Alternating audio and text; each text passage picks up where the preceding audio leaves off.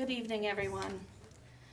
The regular meeting of the Independent School District 279 School Board is called to order at 6:01 p.m. on September 26, 2023. This regular school board business meeting of the Osseo School Board is being conducted in the boardroom of the Educational Service Center. The meeting can be monitored electronically by streaming online from the district website. An archived recording of tonight's meeting will also be available on the district website.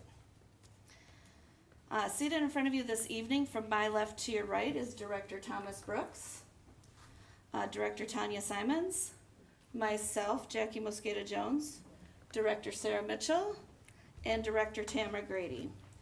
Also present in the boardroom is Superintendent Dr. Kim Heil and members of the Superintendent's Cabinet. We are also very happy to have our student school board representatives for the 2023-2024 school year join us this evening.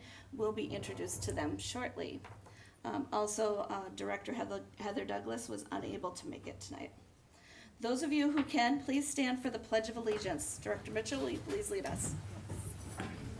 I pledge allegiance to the flag of the United States of America and to the republic for which it stands, one nation, under God, indivisible, with liberty and justice for all.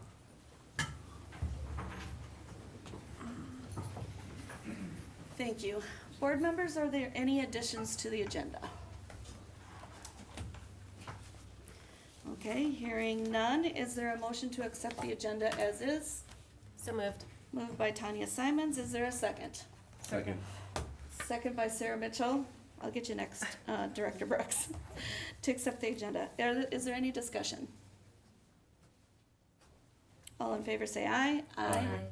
All opposed say nay. Motion carries 5-0. The next agenda item is recognitions. We have no recognitions this evening. The next item is introductions and welcome of the student school board representatives. This is our third year of having student school board representatives, and we're very pleased to welcome this year's exemplary representatives from Park Center Senior High School, Osseo Senior High School, Maple Grove Senior High School, and 279 Online. Superintendent Heil and District Level Principal Amy Tollefson, will you please do the introductions?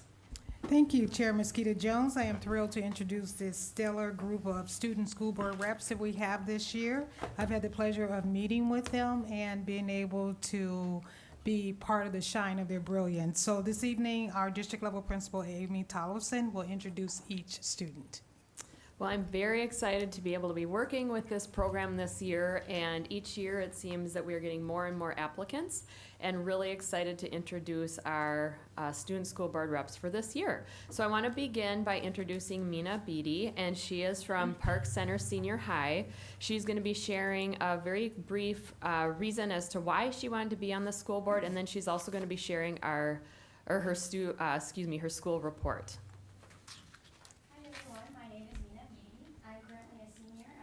Senior High School, and why I wanted to be a school board representative was because I value the aspect of all voices being heard, and I believe that I can represent my school well.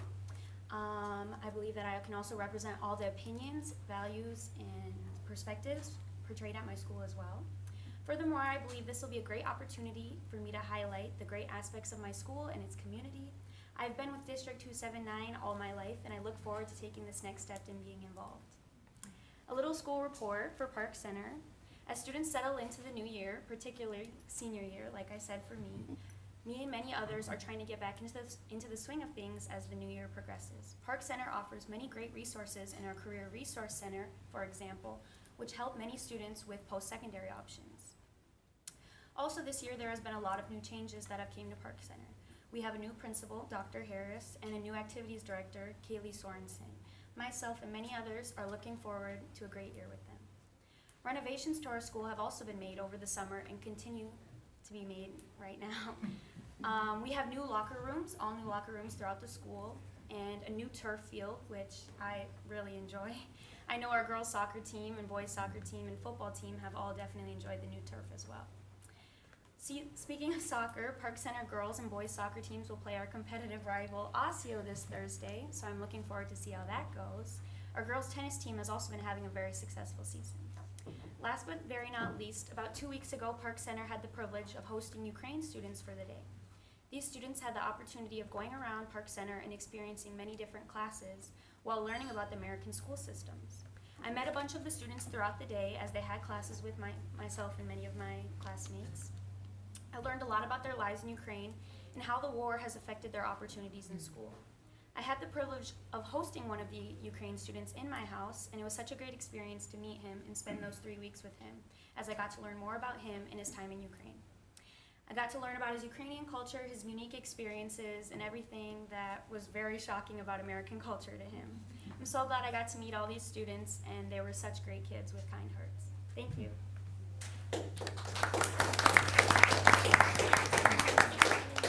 Thank you, Mina. I want to now introduce Hafiza Adam, representing Osseo Senior High. So, I don't know if you can hear me, but my name is Hafiza, and I'm a senior also, and I represent Osseo Senior High.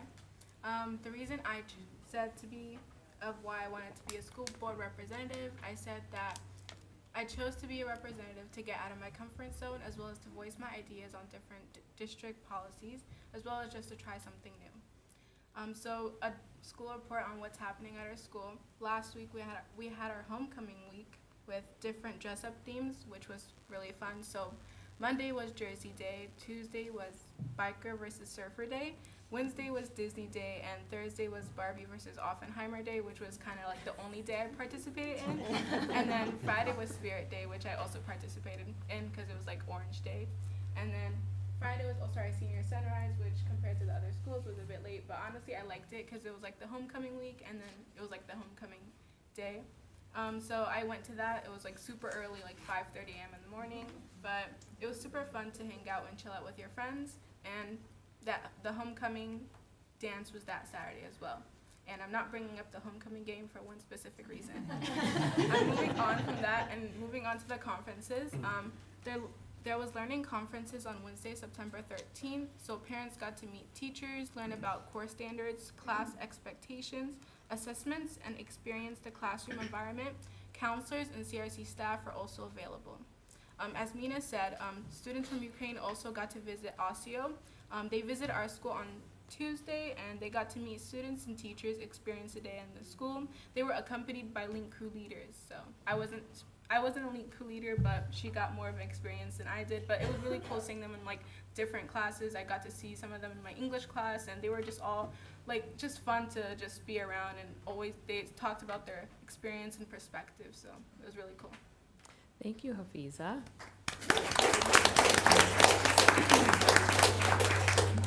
And now I'd like to introduce Gautam Barani, representing Maple Grove Senior High.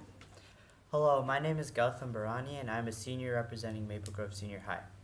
I wanted to become a student representative on the school board because of my interest in contributing positively to my community and examining and discussing public policies and their effects on how we choose to live our lives. To begin, I would like to recognize all of the teachers and staff who have returned into our building with a strong sense of optimism and eagerness to ensure that students have a positive experience beginning the school year. Next, I would like to express our gratitude as a student body for the opportunity to host Ukrainian students for a day at our school. The Ukrainian students were able to attend and observe our classes, and they even got to sing their national anthem at our exciting back-to-school Pep Fest. I could sense the strong emotions and empowerment the audience felt while hearing the unity and solidarity in their voices. Afterward, they were able to discuss the importance of leadership and student engagement with our superintendent, Dr. Heil. Just some of the clubs that are starting up at Maple Grove include DECA, HOSA, the Multicultural Club, Science Bowl, Spike Ball Club, and Crimson Cabinet, which is like the student government. Maple Grove Musical Theater has announced that they will be presenting Chicago for the fall musical later this calendar year, and preparations for this production is in full swing. The fall athletic programs at Maple Grove are also performing well and finding success so far in their seasons. These teams include football, boys and girls soccer, girls tennis, girls swim and dive, and girls volleyball. Several of these teams are ranked in the top 10 in their class across the entire state. Finally, students are looking forward to next week's homecoming celebrations, which include a variety of different events and activities for students to engage in. Thank you.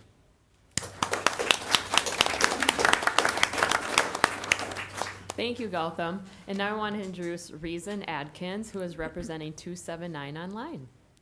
Hello, my name is Reason Atkins. I am the youngest. I am a junior this year at 279 Online. I wanted to become a school board representative because I have been able to see the development and structure that 279 Online has been able to build. I was actually there since day one when it wasn't even called 279 Online. It was called Distance Learning Academy, also known as DLA. And I would also like to speak for those who aren't spoken for. But to dive into our school, 279 Online has kicked off this school year, and we are off to a great start.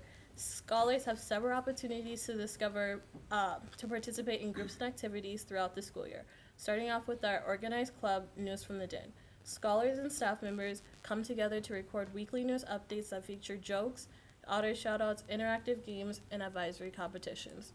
We also have our newly organized group called the Otter Club. As a leader myself, I highly recommend for scholars to join the Otter Club so they can help organize spirit weeks, present rewards and prizes, create fun videos for our school, and help manage school events. We welcome anyone and everyone within 279 Online, and we would love to hear your ideas.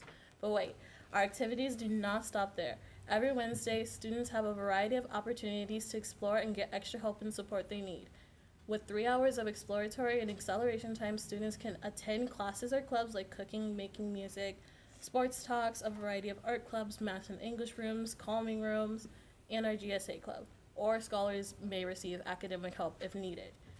This is just the beginning of our 2023 to 2024 school year. There's so much more ahead of us, such as a deep dive into college and career sessions for high school students, community celebrations, and student accomplishments.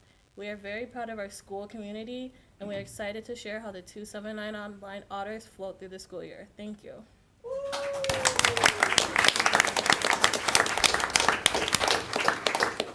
Thank you, Reason, and we are very, very happy to have you all in this program this year. Thank you. You did a phenomenal job. I know some of you were nervous, but you did great. Thank you.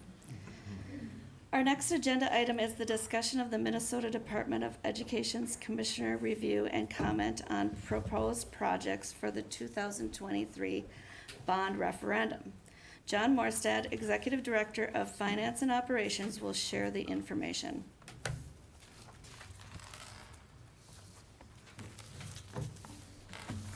Thank you, Chair Mosqueda-Jones.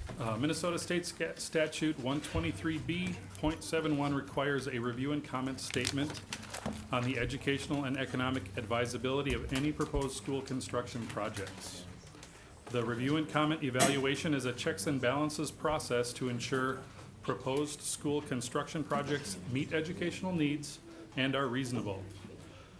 A positive review and comment, which Osseo Area Schools received from the Minnesota Department of Education on August 23rd of 2023, allows the district to move forward asking voters to approve the projects listed. The referendum is considered passed with a 50% plus one vote or a majority of votes cast. Just for example, in the case of a negative review and comment, if that would ever happen, districts are still allowed to ask voters to approve projects, but at a higher threshold. So approval at a rate of 60% plus one would be required if you did not receive a positive review and comment.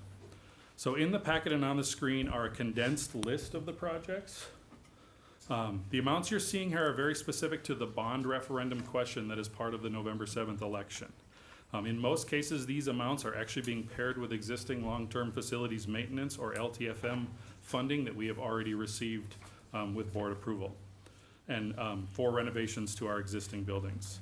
So as an example, if you look on here for Northview Middle School, it has about $3 million in proposed bond projects, but we are planning to pair that with an additional $18 million in facility renovations to be completed at the same time. All of the proposed projects listed in the review and comment are scheduled to be completed in the calendar years of 2025 and 2026. And per statute requirements, at this time, we would welcome any public comment related to the review and comment projects. And I will turn it back to Chair Mosqueda-Jones to facilitate. Yes, so at this time, anyone wishing to comment about the bond referendum specifically may step forward.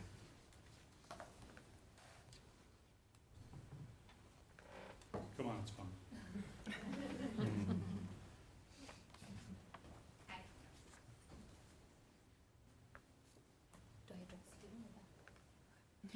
Sorry, didn't know who to talk to. I have a question about how large the referendum amount is with what is actually required based on our population and the movement that's happened within the population of our district.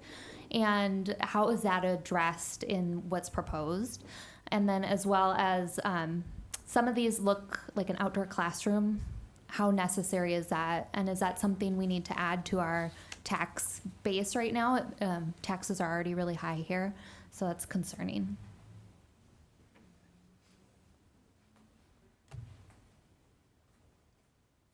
And again, at this time, it's comment only, so we're not answering any questions even if we want to. Sorry.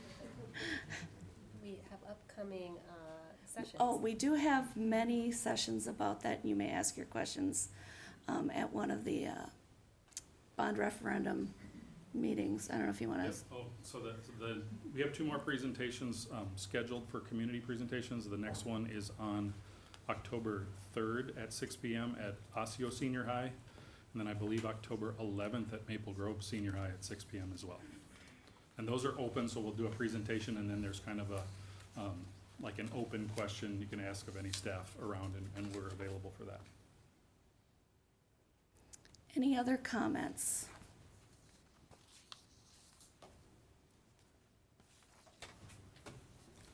Thank you, Mr. Morstead. All right, the next agenda item is the audience opportunity to address the school board. I will review a few of the guidelines for those who want to speak to the board tonight.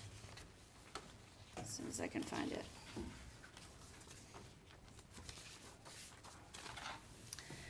Before sharing some guidelines, I'd like to remind all that everyone here this evening, regardless of their point of view on matters before the board, have the best interests of our scholars in mind.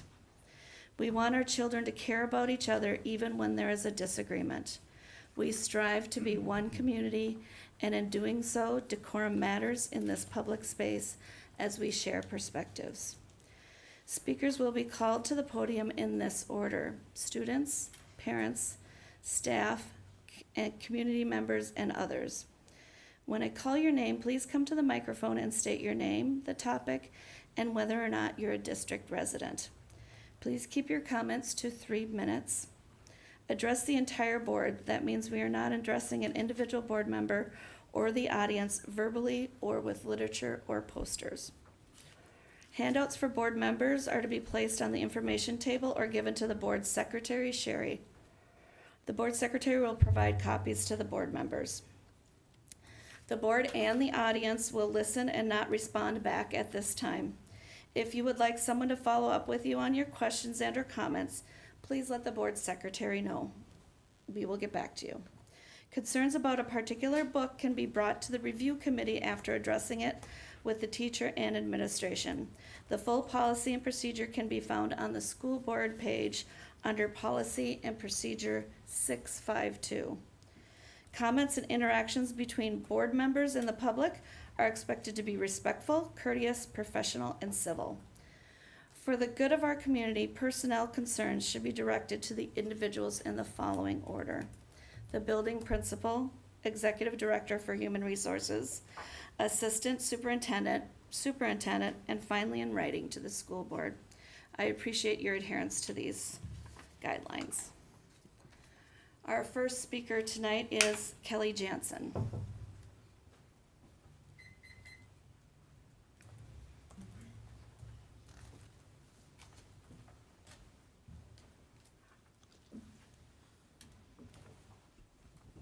Thank you. My name is Kelly Jansen, and I've lived in Brooklyn Park for over 20 years. Thank you for the opportunity to express my First Amendment rights of freedom of speech and freedom to redress my grievances to the government. I was disappointed to learn that during the first week of school at Osseo Senior High, my son was asked in 3 different classes what his pronouns are and whether those can be used around his parents. I'm thankful that we have a good enough relationship that he was comfortable sharing that information with me. Being asked, this is a quote, being asked to state one's personal pronouns is based on a brand new belief, based in ever-changing gender theory of what it means to be male or female. No one should be forced or compelled to express adherence to this unfounded and controversial belief via pronoun use. This violates one's freedom of conscience and challenges basic biology and logic. No one is wrong to resist it. That's from the Daily Citizen. The questions he was asked weren't in his English class, by the way. In one class, he was asked to fill out a worksheet, and the other two classes, it was an online survey with similar questions. So on the worksheet, it said, fill in your pronouns, and so it had the options of he, him, she, her, they, them, or other, and then a blank for fill in the blank, so literally they could have put anything there. The student is then instructed to answer yes or no to the following statements. Please use these in front of the class or other students, yes or no. Please use these when you contact home, yes or no. Please use these in front of other teachers and staff, yes or no. Would you like to have a follow-up conversation about this with me, yes or no? I'm pretty sure most of the teachers aren't trained to be counselors. I understand them wanting to be compassionate towards their students, but that can be done without inserting radical ideology during class time. Public school is supposed to be for everyone, and this doesn't seem like a mainstream concept that needs to be addressed during class time. We aren't playing games with our children's lives, and we don't want other influential adults in their lives to be playing games with them either. We use the normal pronouns that have been used for centuries in the English language. How does a teacher even remember 25 kids' unique pronouns times however many classes they have for that day? It seems like a waste of time and an unnecessary road to go down. It is not the place of a teacher to dig for private, personal information that can be withheld from parents. Keeping information from parents is a red flag for predatory behavior, and it needs to stop. The vast majority of parents love their children and want the best for them. If your child 30 is seconds struggling remaining. with something, that should be the time the student goes to their parents, not keep life-altering information from their parents. Nothing can compare with a parent's unending love and compassion for their child. I know other district families have similar feelings, but some of them are hesitant to speak up about it. Thank you for your time and attention to this important matter. Thank you, Kelly. Just a reminder that we're not responding to speakers. Thank you. Our next speaker is Hamada Abdubakar. Did I say it right? Okay.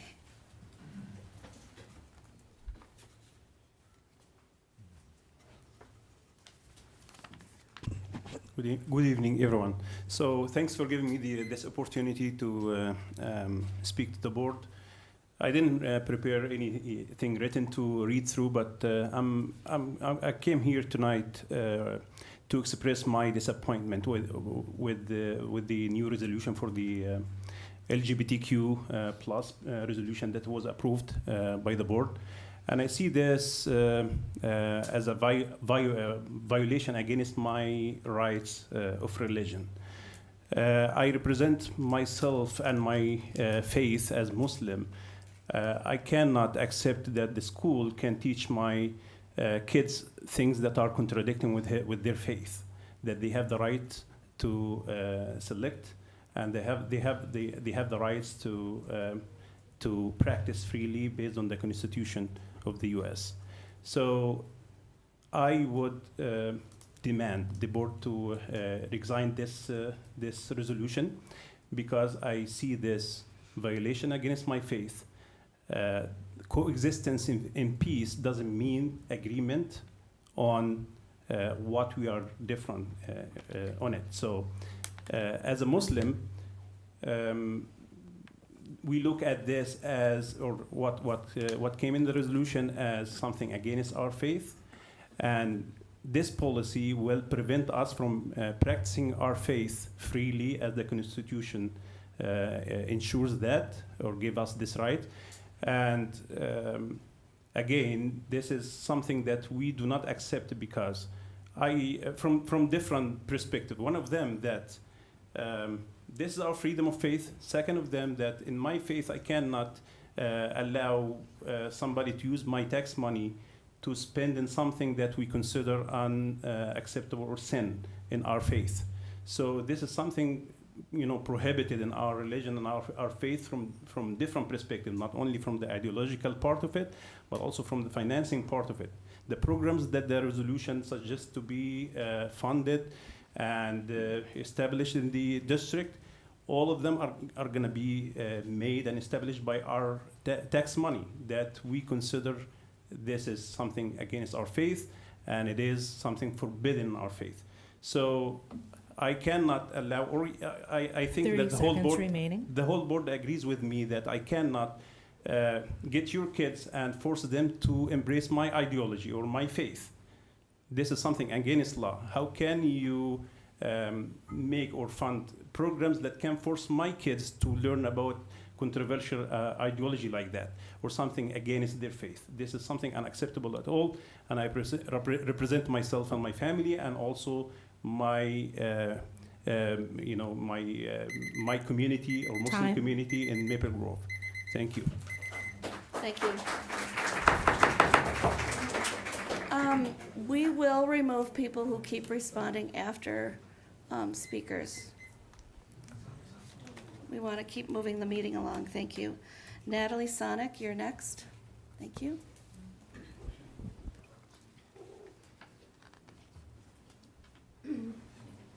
Good evening. My name is Natalie Sonic. I have a daughter attending Maple Grove High School. I'm here asking for 2 policy change requests. I'm asking that policy 652, the book review policy, be changed from a specific site review to a district book review process. I'm also asking for policy 441, our internet protection policy, to be amended to include books and printed material. The excerpt I'm going to read to you tonight was just reviewed and voted on by our book review committee to remain at Maple Grove High School. I want to give a warning to the parents watching that this book is sexually graphic. How Beautiful the Ordinary by Michael Cart. Excerpt is from a short story called First Time, page 189. She kisses my shoulder, my neck, and my breasts. I'm ready too. She resumes the kissing and I close my eyes. Her tongue is on my stomach and my belly button, swirling around. She's at my fringe. When she spreads my legs, I'm aroused. All she has to do is kiss me there, flick her tongue across me a couple times, and I explode. God, she's coming. The story continues. The tip of my tongue plays with her nipples and she whimpers. I kiss down her belly. I tease the hair between her legs until she raises her hips and opens up her legs. The first feel on my tongue is gooey. The smell is strong, not gross the way I feared. It smells natural the way I want to stay there, but more. I hurry. I dive my face hard into her. I take her into my mouth. The story continues. I spread her lips down there, and I lick her up and down and around inside. This is just a short excerpt of the lengthy, explicit sexual encounter. Last Tuesday evening, I went in front of book review committee, which consists of 3 staff and 3 parents, to ask that this book be removed. Each parent present expressed concerns with the explicit content of this book. The vote was tied 3-3. A tie vote allows this book to stay. I believe the committee should consist of 4 parents and 3 staff members to ensure there is not a tie vote. Back in June, I submitted a request to have 10 books reviewed, and I was just told that they will review 1 book per month. This process will take me through the entire school year. I was informed that these books are not at Maple Grove High School. I cannot ask for them to be reviewed unless I create a whole separate review process for each school that carries the book. Our district has 4 high schools and 4 middle schools. You can see that this policy clearly was developed to make it impossible for books to be removed. Policy 652 needs to be replaced by a district policy review process, which would allow a parent to review a book from any school within the district at one time. If a book is found inappropriate, it should be removed from the schools within the district.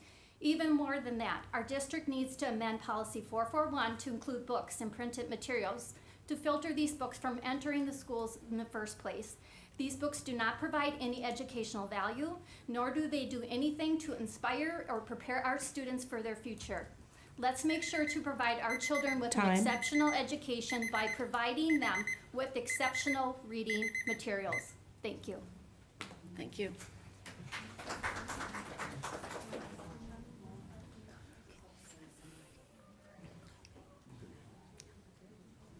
Just so you know, clapping is one of the reactions that we're making sure that we don't have so that there's no interaction.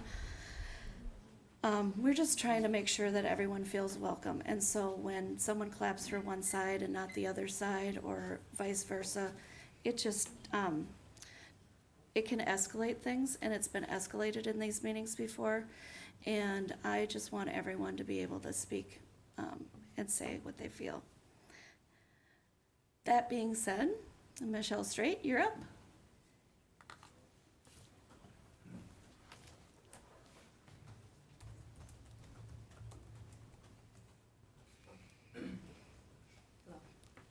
My name is Michelle Straight, and I'm a parent in the school district. I am here to talk about the district soliciting pronouns from students. Many of you may be wondering what all the current controversy is over pronouns. It seems like such a simple thing, and yet it is not. Asking for a student's pronouns demonstrates the belief that pronouns refer to gender and not sex, and that gender is independent of sex, and that gender is a matter of personal choice. I don't believe any of these things are true, and I believe there are serious consequences to these beliefs. The First Amendment protects free speech, and it prevents public schools from compelling students to express things they do not want to say. This includes making students give their pronouns. At the August 15th school board working meeting, a number of questions were directed to the district leadership on if it was acceptable practice for teachers to solicit pronouns from students. At the time, district and staff seemed to do their best to avoid answering these questions. Yet after school started, a district spokesperson was quoted defending teachers asking for pronouns by saying, "Staff throughout our district are following School Board Policy 508, gender inclusion." So it seems that in fact the district does have a stance on soliciting pronouns. They just did not want to publicly defend it during the August meeting. Many parents notified me that their students in the middle and high schools were asked to introduce themselves by giving their name and pronouns. They were asked to fill out paper and Google forms. And when a teacher asks for this information without making it clear it is optional, it is compelled speech. I was also told of different situations where teachers intended to keep this information private from their parents, asking if they would like to be called this at home. A number of teachers informed the class that their forms, including names and pronouns, would not be shared with parents. This clearly communicates to students that our district plans to keep secrets from parents. Anyone that would tell a minor child that they plan to keep a secret from their parents should not be trusted. This spring, I asked the school district in an email if they would keep a child's pronoun or name change or social transition secret from their parents. The district's response was to send me a legal document titled Denial of Parent Access to justify this position. This also contradicts what we were told at the August 15th working session, in which the district stated that they would not keep information from parents. So it seems that there are those in our district leadership who believe that they do have a right to keep secrets from us about our children. So how are we supposed to trust what we are being told when we have evidence that shows otherwise? I ask that the school board set a procedure that prohibits teachers from soliciting pronouns from students. Students would still be able to bring their pronoun requests to the teachers instead of each student being asked their pronoun and name preferences. This procedure would still abide by Policy 508, but create a more inclusive and neutral environment that doesn't require compelled speech or cut parents and guardians out of the equation. Thank you. Our next speakers wanted to speak together. So Naima Abdi and Amina or Amina Muhammad? I've had them both ways. Is it Amina or Amina? Amina. Amina. Thank you. So we asked to be one after another. Mm-hmm. So, okay. Good evening. Thank you for letting me speak today. So on behalf of my community, the Muslim community in this area, I would like to request that the school board and the school administration reevaluate the 508 policy and the LGBTQIA+ resolution. We request this because the implementation of the policy and the resolution directly violates our constitutional right to freely practice our religion and raise our children according to our religious moral codes. This policy and the resolution undermine the agency of Muslim parents to teach their children their religiously grounded sexual ethics, violate the constitutional right to freely practice their religion, and contribute to an atmosphere of intolerance toward our community. The district violates both our religious and parental rights by introducing gender ideology to our kids, as will be done through teaching ideas such as gender snowman, allowing biological males to use the girls' locker rooms and restrooms violates Muslim girls' privacy and religious rights to wear hijab, the religious covering, in front of biological males, no matter whatever they identify. Raising the LGBTQIA plus progress pride flag is a direct conflict with Muslim students' religious beliefs, and we are asking you not to promote one set of beliefs over another. As a minority ourselves, we are not requiring the district to raise the flag that represents our Muslim identity either. Dedicating a month for LGBTQIA plus culture and history is equivalent to us asking the district to observe Ramadan, the fasting month of Islam, in schools. It would not be right for us to ask the school staff members and all the students of the district to fast from sunrise to sunset for the month of Ramadan and perform Islamic prayer during this month, or to require all female staff members and students to wear head coverings to support and validate Muslim students' challenges that come with practicing their religion in a non-Muslim society. Yet the resolution and 508 policy required students to celebrate and praise LGBTQI, I don't mean to offend anybody, lifestyle by raising the pride flag, learning about the culture and history, educating our children on gender identity and other issues that contradict our religious and cultural freedom.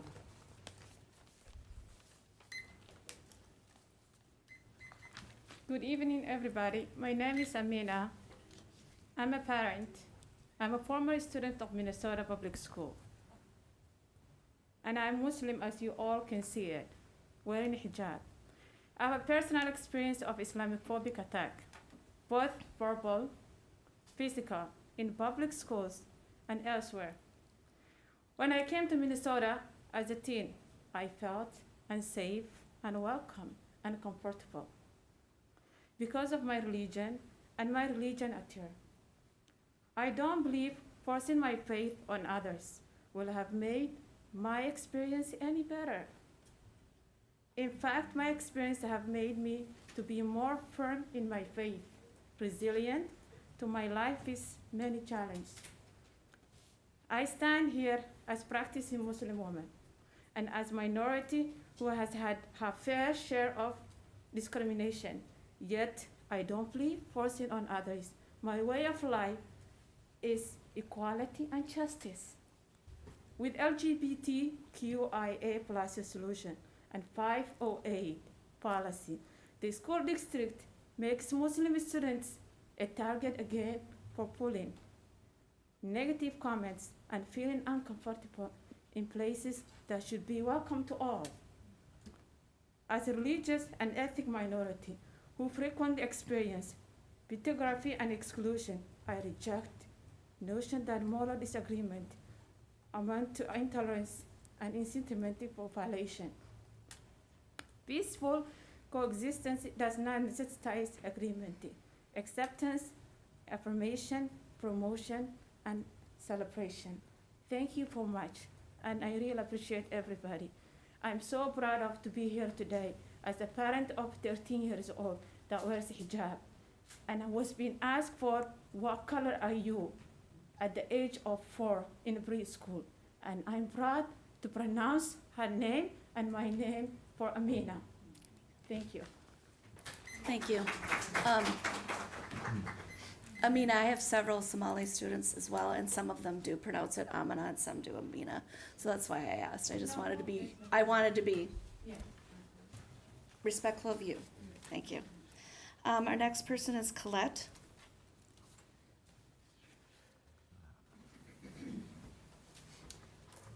Hi, my name is Colette Guyette Hempel. My son graduated in 2012 from the SEMS program in Blaine because of how this school district treats Brooklyn Park students. This is a copy of the Minnesota report card.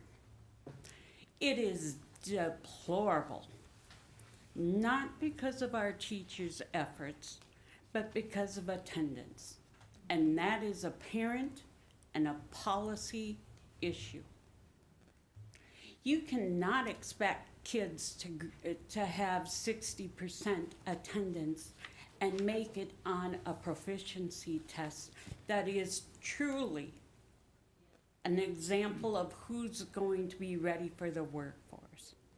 I have changed from my speech and I apologize, but I am disgusted. This is book number 5 in 3 years from the community ed that excludes 7 schools in Brooklyn Park from even having one enrichment. How do you expect science scores to be worth anything if you're not giving them robotics and STEM instruction in the afternoon? If you're not doing reading and math instruction, if you're not working with the Parks and Rec and other resources in Brooklyn Park to get kids attending and reading and being prepared for life. I am so disgusted with this board and administration, but not the teachers. And I will tell you, my son was on an IEP from the time he was 3 until the time he was 8. The teachers at Edinburgh helped him to get to 504. He went on to go to Fred Moore because I was not going to have him in a bully school. And he jumped 2 years of math. He was in advanced reading his whole time. And when he was set to come back to Northview or Brooklyn Junior, 30 seconds remaining. he was ahead of every junior high in this district for math. Susan Hintz wanted him to miss an elective so that he could either go to math at Park Center or do it online after jumping 2 years of math. When Woodland had advanced math, Woodland had an outdoor learning environment. Time. And many of the Brooklyn Park schools are treated like they don't deserve the same outdoor science lab. When there are schools with only 3 and 5% proficiency in science, this is on you. This is not on those teachers when you don't make sure that kids are in the classroom. Thank you. LaDon, you get to wrap us up.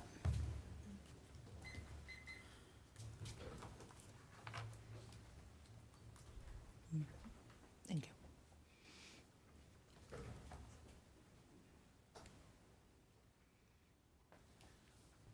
Good evening, LaDon Severin, Brooklyn Park resident and concerned parent. My topic is the gender affirming model as referenced in your LGBTQIA+ history and culture resolution, and specifically action item number 2.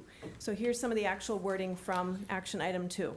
We, which must be meaning our school district as a whole, recommit to full implementation of gender affirming curriculum and practices. Now, who better to weigh in on this model than kids who have made decisions under the influence of gender affirming model and were harmed by it? This is going to be woefully insufficient. I made little packets. It only has 9 true stories because I ran out of time, and I can only mention 3 of them, little quotes. But first girl is Layla. She says, they didn't tell me that I might grow out of it. They didn't tell me about desistance rates or anything like that. They just purely affirmed, and they didn't dig deeper into the why. Just, okay, you feel like you're a boy, let's affirm that. Let's make you comfortable in that instead of address the underlying issues. Next, there's Soren. I began identifying as a transgender at age 11. I had a little girlfriend at the time. We were both tomboys. We felt very different from other girls. So when I heard that feelings of wrongness associated with being a girl had a name, it was very attractive to me. We started going to a support group for youth, and there was a nurse practitioner in the group, and I ended up going to see him. He gave me a prescription for testosterone. By age 19, I had a double mastectomy. And then she tells that she discovers her biological dad at this point, and she discovers that she has a half-sister who's 5. And she says, my little sister is my pride and joy. I think I really took a step back and thought, what if she came up to me and said the things that I say to myself? What if she told me that she felt that her body was wrong? There's not a single thing about her body that she needs to change. I thought that was really beautiful. And she said, for the first time in my life, I felt like I had a key to unlocking me, to maybe healing some of those parts in me that I thought were going to be broken for the rest of my life. And then she says, sometimes the compassionate response is one which sets firm boundaries. At the end of the day, you need to be able to discern between enabling and helping. Giving me access to whomever I asked for didn't actually help me heal. It affirmed me in my delusion. Lastly, Luca. I was pushed straight down the path of affirmation. Any concerns my parents really had were kind of squashed with using suicide almost as an emotional blackmail. Despite the fact that I never was suicidal, my parents were kind of emotionally manipulated with that talking point. I wish there had been more of a focus on just somebody telling me, yes, it's normal to feel uncomfortable in your body, and we're going to get you the help that you actually need. So I must have read faster than I timed myself at home, but my call to action 30 to seconds you remaining. is just to heed these voices, to look over the packet that I made, and to really think through, how do you want to be supporting these kids going through puberty? This is so not helpful. I'll end with a quote from Gender Health Query. It's a website. They say, in the current climate, it's considered unethical not to affirm a child's transgender identity, but we, however, are concerned about reinforcing a born in the wrong body Time. narrative. We endorse body positive mental health support and time for maturing. Thank you. Thank you. Okay, last month at this time, many people chose to leave, so I'm giving you a moment to leave if you would like. I want to encourage you to stay.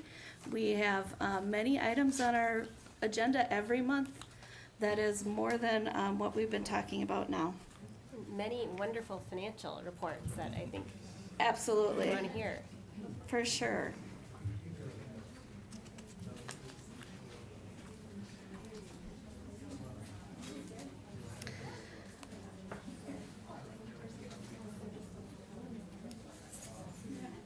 Okay, we're going to start with our next agenda item, and that is the I'm sorry.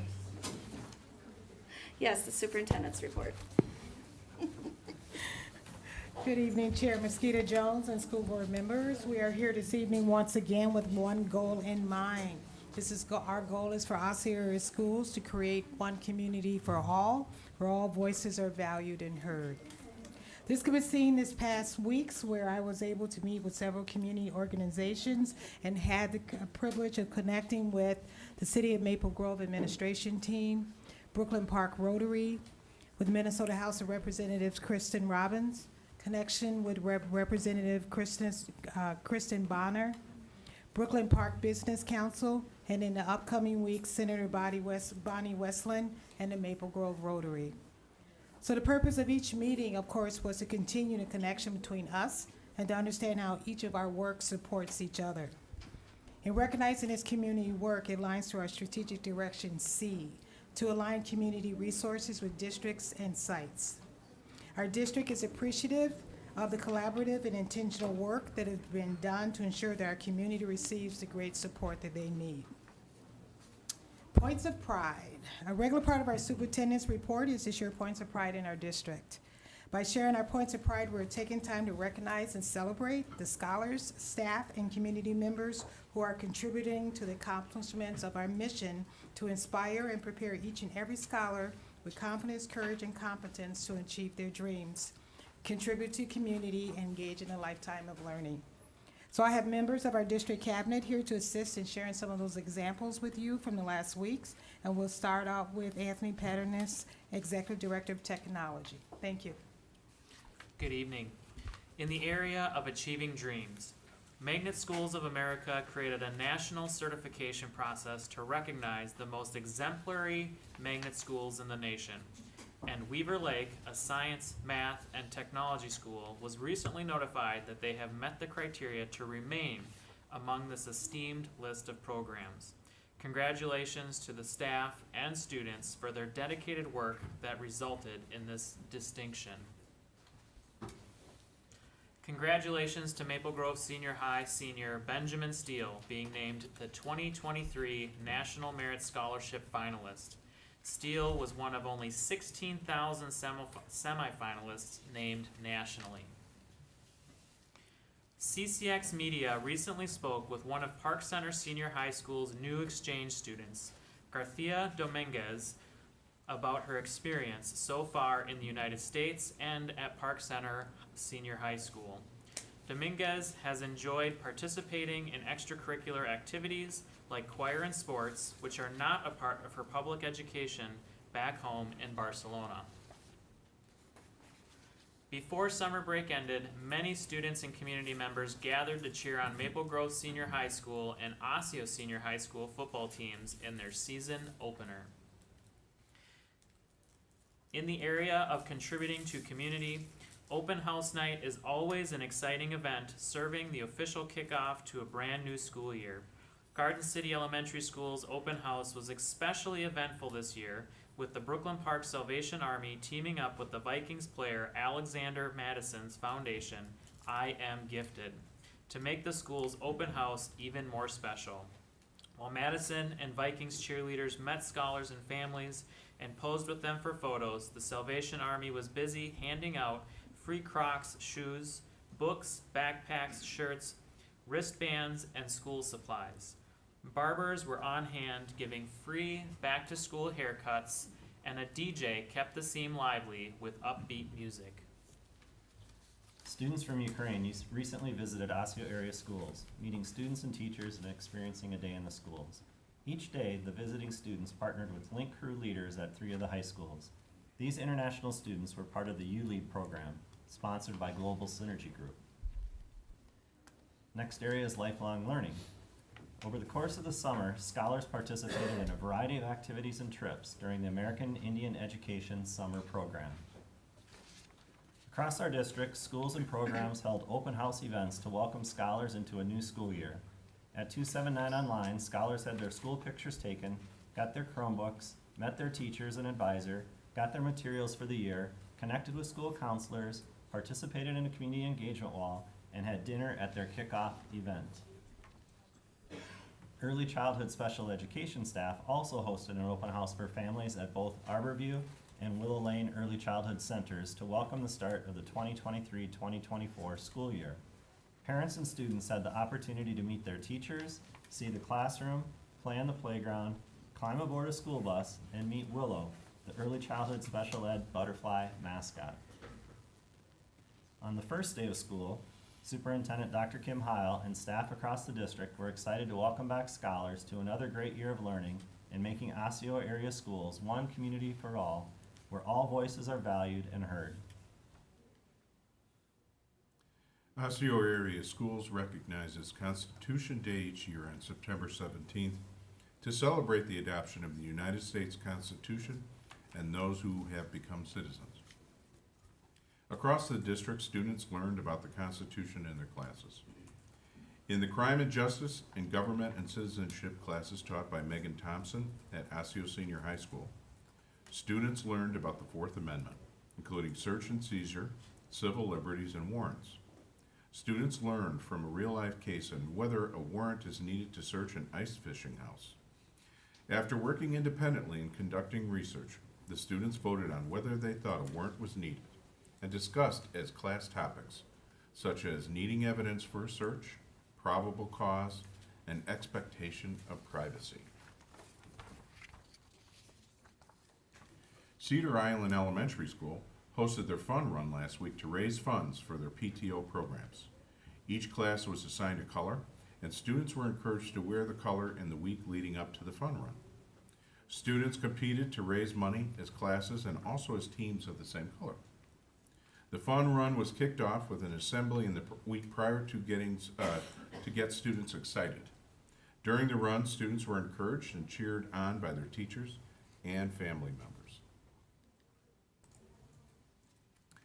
In the area of mission-driven employees, At the all-staff event held before school resumed, district staff gathered for an afternoon of food trucks, yard games, dancing, a mascot race, and a speech from Superintendent Dr. Howell. Park Center Senior High School Principal Antoine Harris has come full circle with his tenure at Park Center. Harris's career began at Park Center's next-door neighbor, Brooklyn Middle School STEAM School, where he taught physical education, health, and chemistry 23 years ago. Learn about Harris on our district website. Maple Grove Middle School Spanish teacher Jennifer Harrell recently won the Fulbright Award, the U.S. government's flagship international educational exchange program, where teachers are chosen for their academic merit and leadership potential. Harrell has been a teacher at Osseo area schools for nearly 20 years. As our winner of this award, Harrell will receive a year's worth of professional development, including a fall semester course on global education, a February symposium in Washington, D.C., and a multi-week field experience opportunity somewhere in the world next spring. She will remain teaching full-time throughout her time as a Fulbright program participant. Congratulations. Thank you very much. A few additional reminders and thoughts. Please make sure to fill out educational benefits and back-to-school forms if you have not already. These last few days of the month are the final days to do so. So more information, of course, can be found at district279.org/back-to-school. Our community is currently considering school building needs on November 7th ballot question called Building a Better Future Phase 2. This final phase of Building a Better Future meets the overall needs of our schools for the foreseeable future, equipping each and every one of our students with what they need to succeed, both today and many years to come. Get informed and get out and vote. Early voting has already started. So to cast your vote early, request an early voting ballot via the City of Brooklyn and Park's website or head to the Brooklyn Park City Hall. Multi-purpose room from 8 to 4:30 p.m., Monday through Friday. This applies to all Osseo area school voters. November 7th polling place locations and other election details can be found at the Minnesota Secretary of State website via minvotes.org.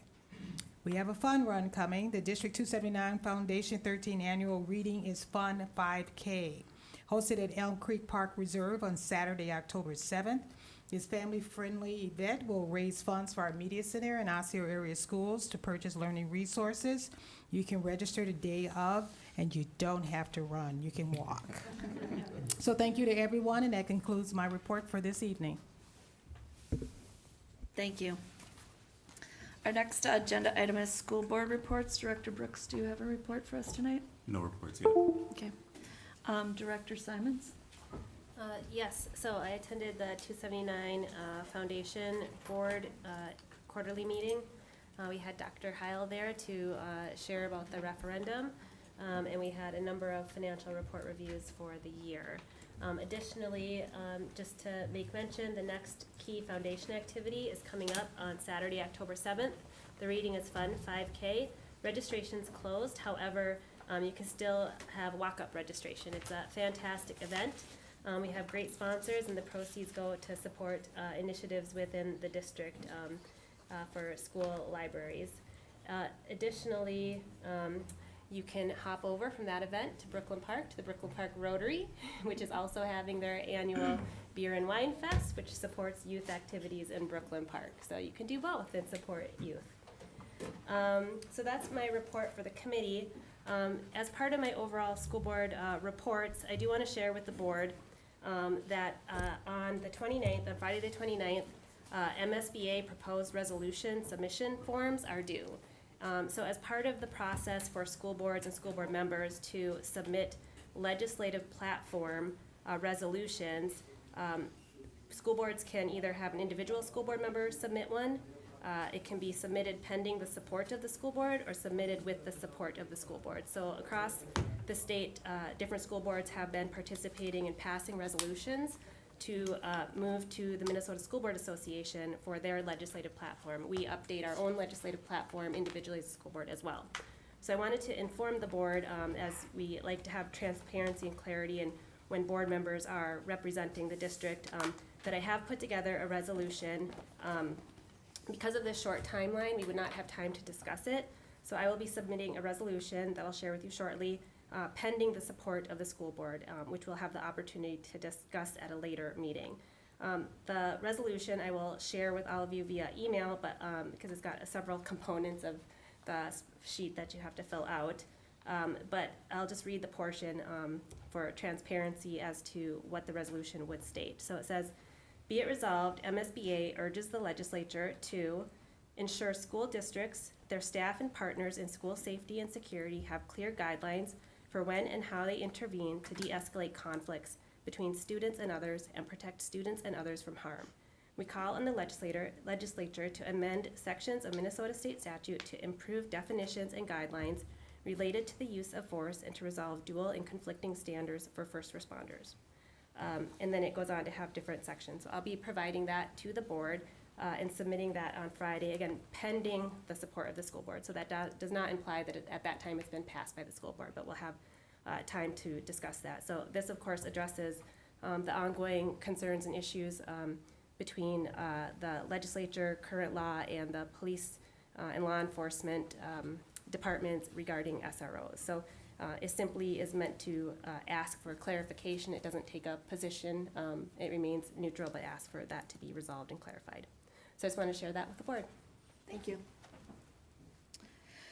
All right, Director Mitchell, do you have a report? Yeah, just a quick, we had our CPAC, our kickoff meeting, and I really appreciate, oh, Brian left already. I was gonna say, I appreciate Brian's leadership, his heart for the community education from the youngest to the oldest members. And what I'm also encouraged, this particular advisory council is really balanced. We have a community member who's been on the committee for 20 years. We have people that have students that have already graduated and have gone through the whole education system here, and some with really young kids that have not even entered the school system. And we also had a great visit from Dr. Heil, and she gave us for the council a question and answer session, and really demonstrated that she is a listening leader, and I think that people really appreciated that. So thank you, Dr. Heil, that's all. Thank you, Director Mitchell. Director Grady? No reports this time. All right. I do have two reports. I had a couple meetings last week. The first one was the Northwest Suburban Integration School District. It was our first meeting of the school year with, and the first meeting ever with the new director, Heather Like. We found out that Sue Anderson, who has worked for Northwest Suburban Integration School District, is retiring. She's worked for them for 20 years since its inception. So I have some feelings about that because I was teaching in the district when she started, and she's phenomenal, but I'm happy for her. We had a strategic plan update and then an update of how the first days of transportation and everything went, which went pretty well considering the shortage of bus drivers. The next meeting I had was the District 287 Joint Board, and that is the integrated school district for kids with varying needs and unique needs. We got introduced to two new staff members, our new communications director and a new HR senior manager. We got to see the welcome back video from all the sites, and it was delightful to see all the smiling faces all ready for school. Much like every school district in the state, we are focusing on, in 287, on literacy. That READ Act is getting us all on board with that, which I appreciate. And then we adopted a policy on creating policy. So those are my reports. I love saying created a policy about creating policy, but that's where we start. All right, the next agenda item is the consent agenda. Board members, are there any items you'd like to remove for consideration? Hearing none, is there a motion to approve the consent agenda as printed? So moved. Moved by Director Brooks, a second? Second. Second by Director Simons. Any discussion? Again, these are items such as the minutes of the past meetings, financial reports, fundraisers, personnel, field trips, etc. that we just approve on a blank slate. Any other discussion? All in favor say aye. Aye.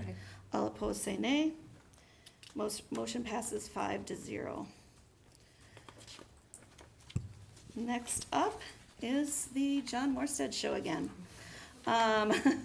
This action item is the recommendation for approval of the 2023 pay 2024 preliminary levy, and the information will be shared by John Morstead, Executive Director of Finance and Operations. Thank you, Chair Mosqueda Jones, and I'm actually going to turn it over immediately to Kelly Benusa, Director of Business Services, who will walk us through the preliminary results for fiscal year 23. All right, it's the Kelly Benusa Show.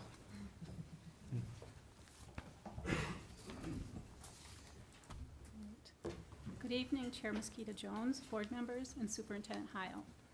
Tonight, the preliminary year-end financial results for the fiscal year ended June 30th, 2023 are being presented. The district is required to annually complete an independent audit and submit financial reports by December 31st. We begin this process in August, and the results are presented to the school board by an independent audit firm for final approval in November. By September, the process provides preliminary year-end financial reports to assist in the budget development for the upcoming fiscal year. Although our numbers are not final, we don't anticipate any significant changes. The school board has before them a memo along with 3 attached exhibits which summarize the financial results. The first fund being discussed tonight is the general fund. This fund includes the primary operations of the district in providing educational services to students from pre-kindergarten through grade 12, including our transportation activities. Exhibit 2 shows the general fund revenue and expenditure budget variance. The combined variance was a positive variance of 1.11%. This was less than our budget planning benchmark of 2%. Exhibit 1 shows the actual results in comparison with the budgeted amounts.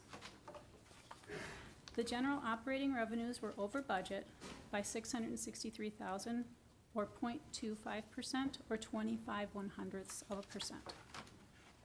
Tax collections increased $1 million from our budgeted amounts. Investment earnings were more than our budget due to improved interest rates since our mid-year. And our general education aid was less than budgeted amounts. Our actual students served were 103 fewer adjusted pupil units, or APUs, and 21 less extended time APUs from our previous estimates. Our current year special education was $750,000 less than anticipated based on formula calculations that were provided by the Minnesota Department of Education, or MDE.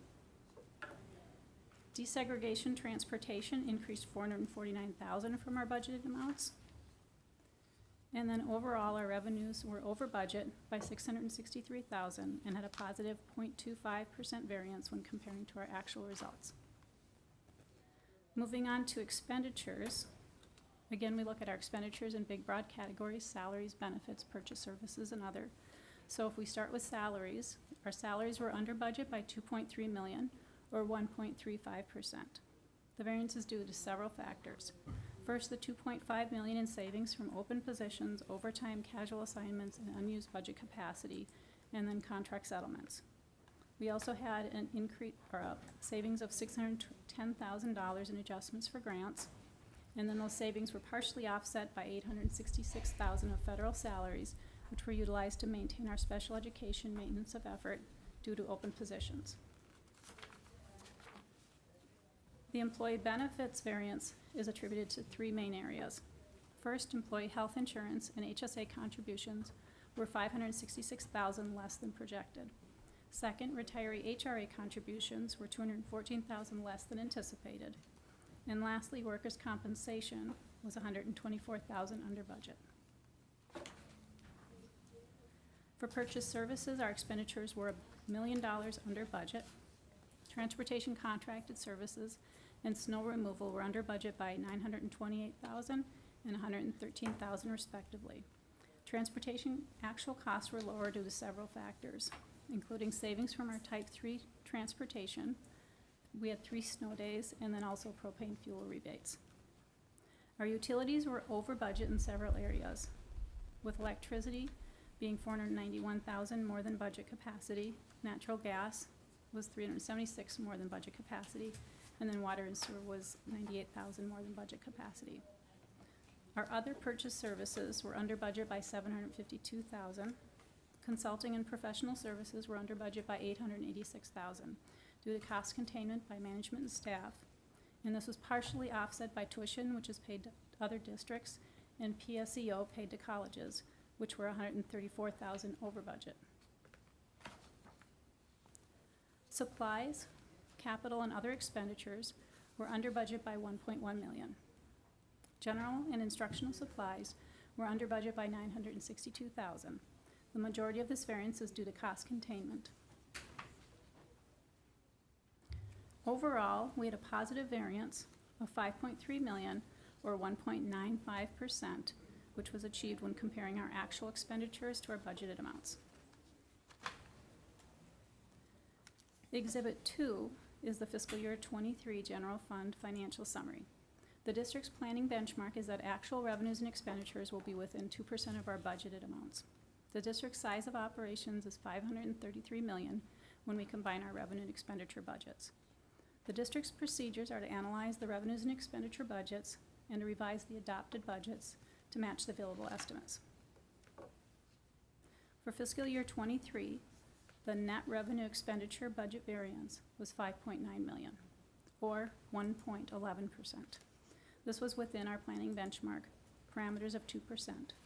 In comparing Osceo's to its financial benchmark districts, Osceo's percent is similar, with others with a range of 2 to 4%. Exhibit 3 is the fund balance summary for all funds. Overall, the fund balances for all funds, as shown on the bottom of this exhibit, decreased from the prior amount of 141 million to 137.6 million, for a combined decrease of 3.4 million. The general fund in blue decreased 1.4 million, which now includes our non-operating funds, like grants, gifts, and student activities. The capital expenditure land proceeds fund, which is in yellow, decreased fund balance by 1,763,000. The fund balance of almost $7.8 million is restricted by state statute for facilities, equipment, textbooks, technology, and long-term facilities maintenance. The food and nutrition services fund in purple decreased fund balance to 1,754,000, or 31% of annual expenditures. We continue utilizing these resources to increase our efficiency and effectiveness of operations through future capital improvements. Our community service fund in green increased fund balance to 6.3 million, or 38% of expenditures. Under state law, all revenue and fund balance are reserved for community education programs. Building construction fund balance increased 9.7 million. This increase was due to the issuance of facility maintenance bonds for 11.5 million and the spend down of facility maintenance bonds of 12.5 million for long-term facility maintenance projects. Debt service fund balance decreased 4 million. The debt service fund revenue and expenditures represent amounts necessary to meet our principal and interest payments schedules associated with our long-term debt of the district.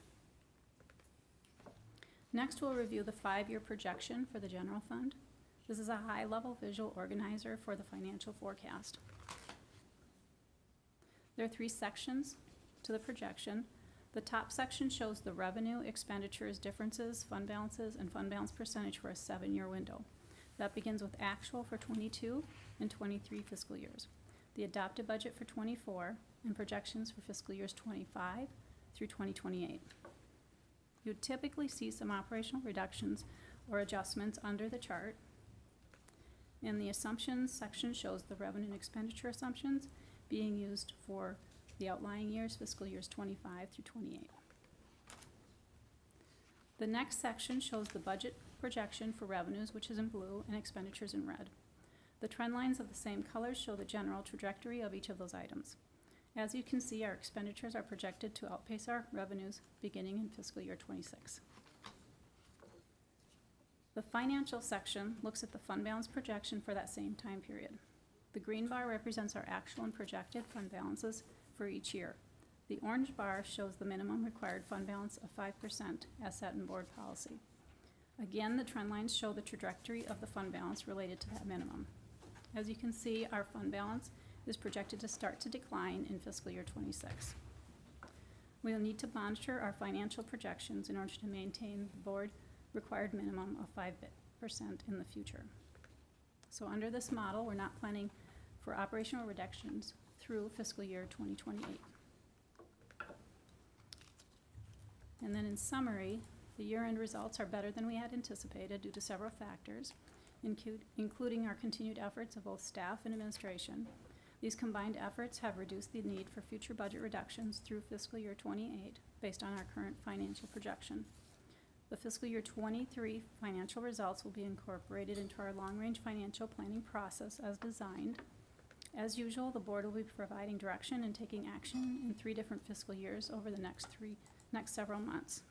The action will be impacted by the positive year-end results for fiscal year 23. First, on November 14th, we're going to continue the formal 2025 budget planning process at the board's work session. These year-end results will be incorporated into the long-range financial planning process. Second, the auditors will present the fiscal year 23 audit report at the November 21st school board meeting. And then finally, these results will be utilized in the fiscal year 2024 mid-year budget update and then brought forward for the board approval on the February 20th school board meeting. And that concludes the presentation. Thank you. Thank you. Are there any questions?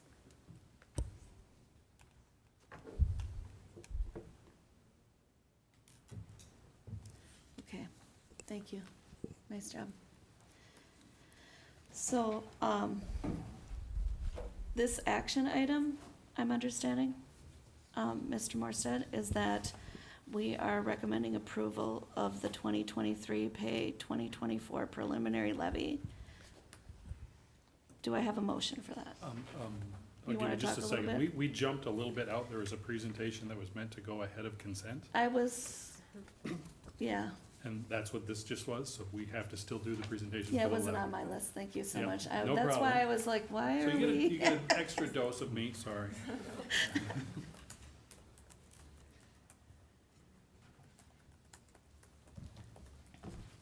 And here's the information for that action item that we're going to take a motion for in a little bit. Correct, yes. Thank you very much. Okay, so this evening we'll be asking the board for approval of a 2023 pay 24 preliminary levy. State statute requires that the school board certify the preliminary levy limitation by September 30th of each year. The purpose of this approval is to provide information to the Hennepin County Auditor so that proposed tax statements can be prepared and mailed to all taxpayers by November 24th. The final certification will take place at the December 12, 2023 regular school board meeting after the Truth in Taxation hearing, giving the school board the opportunity to review the levy before final approval and certification. The legislature has authorized Minnesota school districts to levy and collect property taxes for specific elements of school funding. About 50% of the dollars levied are authorized through voter approval. The remainder of levy items are authorized by state statute as the mechanism to provide specific funding for student programs and operational expenses. This is a unique time of year when the business services staff are working across 3 separate fiscal years. We are completing the closeout of the audit and of last year, which you just learned about from Kelly Benusa. We are now actively working in the current year for the fiscal 24 budget, and tonight's preliminary levy is the first step towards the creation of the fiscal year 2025 budget. Now we'll take a look at the detail of the 23 payable 24 preliminary tax levy. This slide replicates the information included in Exhibit A in your board materials. It summarizes the total levy and change from last year by fund. Total proposed levy increase in this levy is currently calculated at $8,640,000 and change. The levy is one of the few things that MDE does to the penny, or 6.92%. So as you can see, this is slightly different than the information that may be in your board packet because MDE ran another levy run this morning, and so we updated to the most recent information. We'll talk about that as we get to the end and why that's okay. Let's look at the details so we have a complete picture first, and then we'll circle back and talk about what does that actually mean from a tax perspective. So other than through specific voter approval, there are 4 major ways that the local levy can change. The first is through changes in state law. Second is through pupil unit or specific population changes. Some levy formulas are linked to the number of students served or the population of the community. Next is change in market value or tax capacity of district property, which is an important factor for the levies. Some levies are equalized, which means that a portion of the funding formula is paid through state aid and the remainder is paid through a local levy. As the market value grows, these types of levies are designed to decrease the proportion of the levy that is picked up by state aid and increase the proportion of the levy picked up by local taxpayers. The final way that levies can change is when our expenditures change for the specific programs whose revenues are based on actual expenditures. An example of this is our long-term facility maintenance pay-as-you-go levy. This slide summarizes the information in Exhibit C of your board materials. Again, the preliminary tax levy is estimated to increase by 6.92%. Net tax capacity amount, this changed considerably. It is growing by 23.95%. NTC is used to calculate our capital projects technology levy.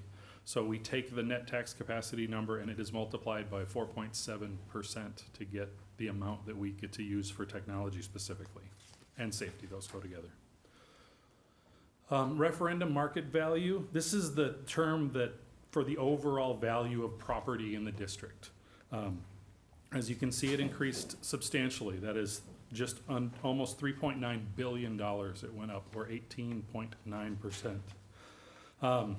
While a little bit of a scary number, that is in the long run actually a favorable bit of information for our taxpayers, because as our community is larger and more valuable than it was last year, the levy amount actually spreads out over more property tax value, and the overall impact of levy is actually a little bit less than like the 6.2%, where you wouldn't pay 6.2% in your tax increase because the value of the property increased. The next set of slides covers the line items in the general fund levy. This is also included in Exhibit B of the board materials. The first column represents the proposed pay 2024 levy for each category. In the next columns, you'll see comparative dollar amounts for last year's levy and the dollar change from year to year. The single largest line item that we have is voter-approved operating referendum. Several factors influence this levy. The formula is calculated based upon pupil unit numbers. This is a voter-approved formula, which also includes an inflationary factor, which at this time, the Department of Education estimated for fiscal year 25 at 2.57%. So that was used in this calculation. This brings the voter-approved operating referendum amount to $2,180.61 per pupil. Also included in this line are prior year adjustments of $2.3 million due to an inflation adjustment and updated student counts. Local optional revenue, this is a board-approved levy. It is authorized at $724 per pupil. This again is a per pupil levy, which will increase in a manner much like the operating referendum. It is an equalized levy, so the state aid portion of this formula has declined as our tax capacity has increased, and this is now a 100% levy for Osseo area schools. As you can see, we're expecting an increase of 1.6 million or 10.9%, primarily due to the projected increase in enrollment. Capital projects levy will increase as tax capacity rises. This voter-approved levy is calculated as a percent of net tax capacity. So as this total tax capacity of the district increases, so does the dollar amount generated by this levy. Our current authorization, as I mentioned, is 4.7%. So it equated this year to a 20.6% increase, which is a direct reflection on the increase of the net tax capacity and again, overall value across the district. The operating capital levy is increased as it is linked to our building age, which obviously increases year over year, and also the student enrollment, which we are projecting to increase. So looking at a 19.1% increase in operating capital. This slide covers the next several lines of the general fund levy.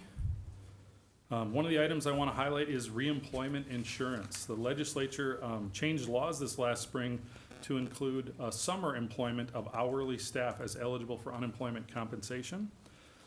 With that, the legislature also provided a one-time lump sum of $135 million to reimburse districts for that additional cost.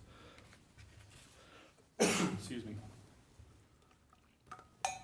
The first summer that we've now gone through with this new legislation brought OSSEO an additional summer unemployment expense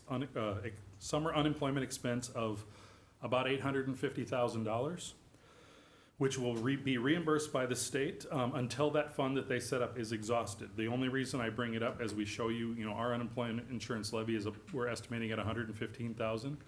When that fund expires, there is the possibility that it could be included here, which could be a substantial change. But we're hoping that that money that they have set aside will last a number of years. This slide covers the last several lines in the general fund levy. I want to highlight two areas. First, long-term facility maintenance, or LTFM, line items include the pay-as-you-go portion of LTFM funding, which provides part of the funding for the rolling 10-year deferred maintenance plans and projects. This pay-as-you-go levy is increasing under a plan that is designed to keep the overall levy relatively flat. The increase you'll see here is mostly offset by expiring debt service bonds in the debt service fund. Next, I want to highlight the building lease category. Among other leases that we have, this levy includes principal and interest payments for additions to buildings such as Rice Lake Elementary and some senior high additions, along with leases for activities, graduation, and our portion of Intermediate District 287's leases. The negative amount includes adjustments as we reconcile estimated expenses with actual expenses from previous years. So to summarize, the general fund levy is increasing by just under 10.4 million, or 9.4%. Now we'll take a look at the community service fund. The primary change in this fund is lowering our estimates for school-age care due to ongoing staff shortages and previous year adjustments. The fund's levy is decreasing by $367,000, or 11.6%. As you know, the vast majority of revenue for community service comes from fees for services for each individual program. Finally, we'll look at the debt service fund. The top line for regular debt service are the planned principal and interest payments for current debt. As mentioned previously, the decrease here is due to expiring debt. Debt excess, as a reminder, we are required by state statute to levy 105% of the expected principal and interest payments on the debt that we hold. This is required to guarantee that we have enough funds received to make our debt payments, even if some property taxes go uncollected. We make our scheduled payments at the actual amount, eventually leaving some left over. And over time, as our fund balance increases in this fund, we receive a negative levy adjustment for debt excess. This year, we are only reducing by $117,000, as we're planning on keeping the remaining amount, which is about $1.7 million, to reduce future payments. With that, our total debt service levy is decreasing by almost $1.4 million. So the proposed increase again for the levy is calculated at $8,640,465.62, or 6.92%. Again, it's important to remember that just because the levy goes up by 6.9% does not mean your taxes will increase by that same percentage. So let's look at how the levy increases, along with the increase in the size and value of the overall community, translates to the actual tax impact. This slide shows preliminary property tax impact for the Pay 24 levy. Because the referendum market value and net tax capacity values are increasing, it decreases the net impact of the Pay 24 levy increase. So some examples, and this is provided by Ellers, our financial advisor.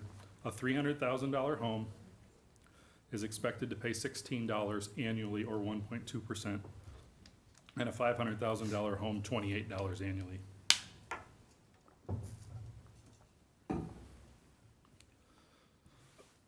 Pardon me, I got a cough all the time up here. So this slide gives a visual picture of the timeline needed to complete the levy process start to finish. The tough part for us is from the first run that MDE makes for us until this is due is we have 16 working days to do it. We're obviously meeting prior to September 30th, so we actually have about 12 days to pull this off. It's why you see some changes, why the numbers in the packet are a little bit different than the ones that came out today. And then finally on December 12th, following Truth and Taxation, where an opportunity pardon me, for public comment will be provided, the school board will be asked to approve the final levy amounts. With that, we do not have to make a final decision today. The district is simply requesting the school board approve the 2023-24 levy certification at the maximum. As in previous years, we're requesting the approval at maximum to provide maximum flexibility for the school board. This allows our staff to continue to work with the Department of Education to finalize data and ensure accuracy. It also allows the results of the Building a Better Future bond referendum to be included if approved by our voters. So we'll bring the final levy back to you in December for approval, and I will turn it over to you for next steps. Thank you very much. All right, before we have any questions or discussion, is there a motion to approve the 2023 pay 2024 preliminary levy? So moved. Moved by Director Grady. Is there a second? Second. Second by Director Brooks. Okay, any questions or discussion?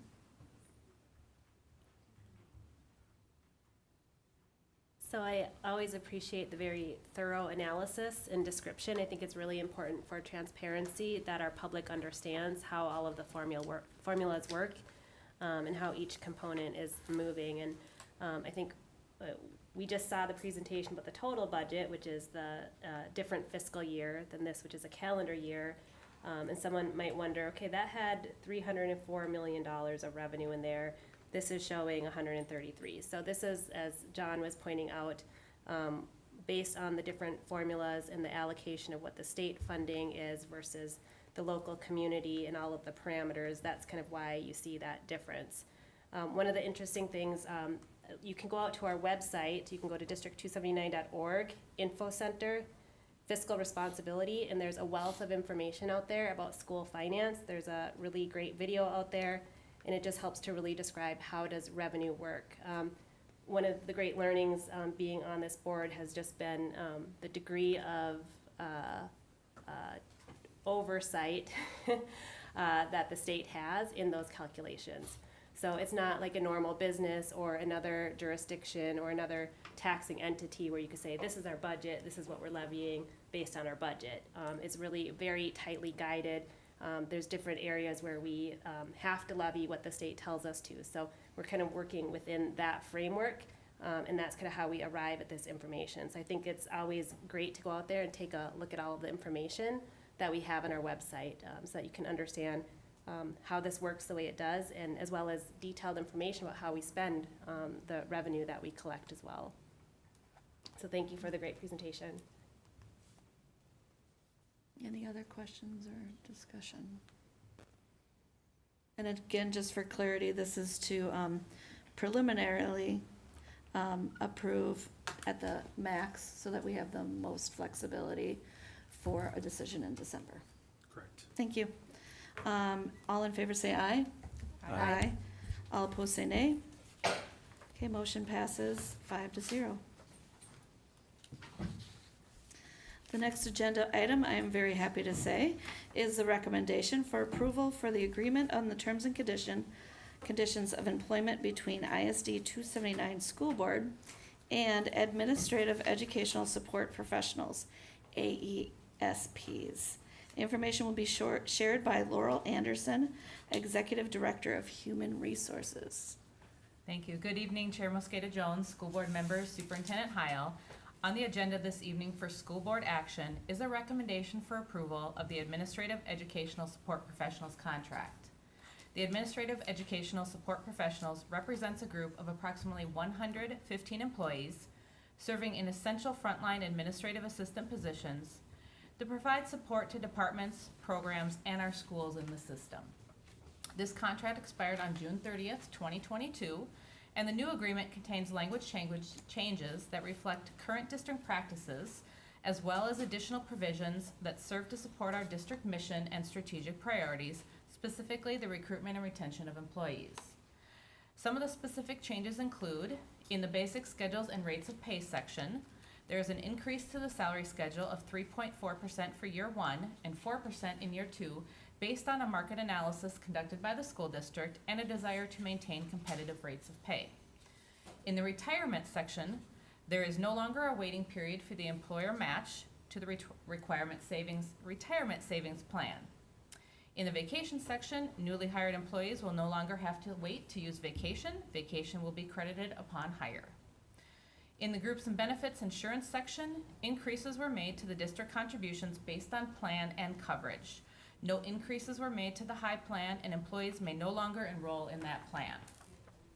School board members have had the opportunity to review the proposed changes and the provisions contained in the terms and conditions, to ask questions, and to consider financial implications. Additional details of contract changes are outlined in the board memo included in your packet tonight. The new contract provisions fall within the financial parameters set by the board for the 2022-2024 contract term. And it's the superintendent's and my recommendation that you approve the AESP contract presented to you this evening. Thank you. Thank you. Is there a motion to approve the agreement on the terms and conditions of employment between the Independent School District 279 School Board and Administrative Educational Support Professionals, July 1, 2022 to June 30th, 2024? So moved. Moved by Dr. Grady. Is there a second? Second. Second by Director Simons. Any discussion on this item? As with our other contracts that we have approved recently, I'm very happy that we have come to an agreement with such an important group of educators. I call everyone in our district educators because we're educating all the time. They're a very important part of our district. It's the first person many of our families see when they walk into buildings, so I'm very happy that we get to approve that. All in favor say aye. Aye. All opposed say nay. Motion passes 5-0. The final action item is gifts to the district. Thank you for that. Is there a motion to approve the gifts to the district totaling $55,088.40? So moved. Moved by Director Mitchell. Is there a second? Second. Second by Director Simons. All in favor say, any discussion besides thank you? I was rushing that, sorry. All in favor say aye. Aye. All opposed say nay. Motion passes 5-0. At this time, the board will be taking a brief recess and then reconvene in the forum room for a closed session. This session will be closed pursuant to Minnesota Statute 13D.04 .03 for labor negotiations with all ISD 279 bargaining groups. Is there a motion to recess the regular meeting for 10 minutes and reconvene in the forum room for a closed session? So moved. Moved by Director Brooks. Is there a second? Second. Second by Director Mitchell. All in favor say aye. Aye. All opposed say nay.